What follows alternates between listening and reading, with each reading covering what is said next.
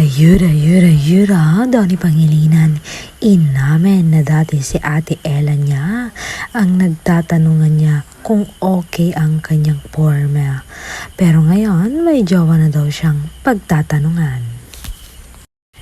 Bongga no, Mrs. Pangilinan na talaga kasi si Belle lang niya pinapahawak ang kanyang buhok.